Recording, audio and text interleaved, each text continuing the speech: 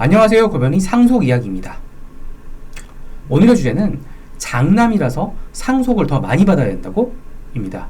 상속이나 유언에 대한 이야기를 시작하려면 사실 가장 먼저 나와야 할 이야기가 누가 상속인인가, 그 다음에 나올 이야기가 얼마를 상속받을 수 있는가예요. 사실 모든 상속 문제 유언과 관련된 쟁점들은 이 두 가지 큰 틀에서 움직입니다.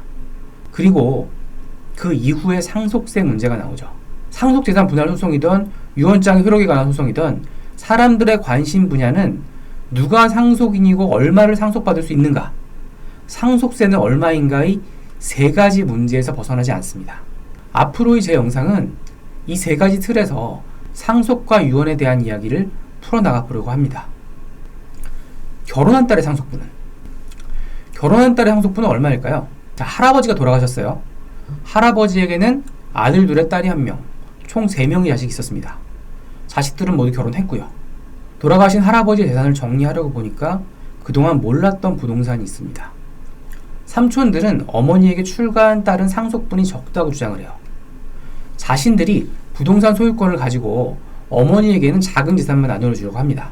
자, 어머니는 삼촌들과 싸우기 싫어서 삼촌들이 원하는 대로 해주려고 하는데 아무리 생각해도 억울해요. 할아버지가 돌아가실 때까지 곁을 지킨 건 어머니거든요. 자, 가상의 사례이긴 합니다만 우리 주변에서 흔히 볼 수 있는 이야기죠. 이 사례를 보는 순간 누구나 불공평하다는 생각을 하게 됩니다.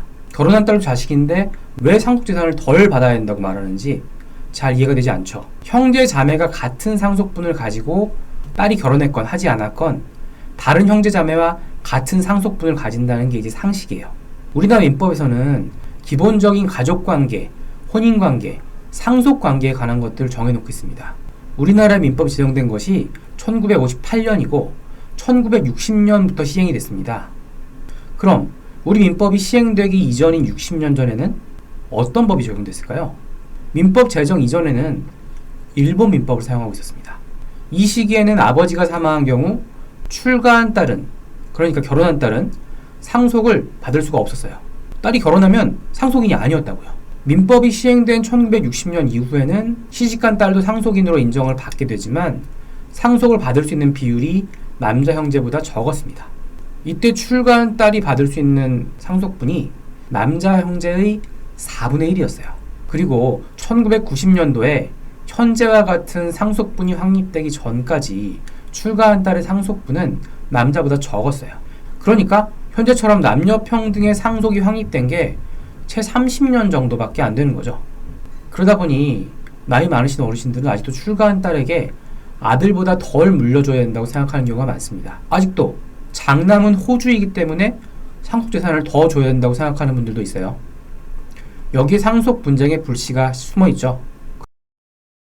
그럼 우리나라의 상속분은? 앞서 말씀드린 것처럼 자식들의 상속분은 모두 똑같습니다. 아버지가 부인과 자식 남매를 두고 사망한 경우의 상속분이 지금 화면에 보시는 표와 같아요. 우리 민법은 피상속인, 그러니까 돌아가신 분의 배우자에게 상속분의 50%를 가산하게 되어 있습니다. 일률적으로 전체 상속재산의 50%를 준다는 얘기가 아니에요. 자식들의 상속분의 50%를 가산하는 겁니다. 따라서 어머니나 혹은 계모가 자식들보다 50%의 비율만큼 상속을 더 받을 수 있습니다. 과거 민법에는 그러니까 부인에게만 50%를 가산한다고 규정이 되어 있었는데 1990년 민법의 개정으로 배우자에게 50%를 가산하는 것으로 바뀝니다. 그래서 남편보다 부인이 먼저 사망한 때에도 남편에게 상속분의 50%를 가산합니다. 이 부분에서도 남녀평등이 이루어진 셈입니다. 자, 기억하세요. 장남이든 장녀든 결혼을 했건 하지 않았건 상속분은 동일하다. 고변의 상속 이야기 도움이 되셨나요? 도움이 되셨다면 구독하기 눌러주시면 감사하겠습니다.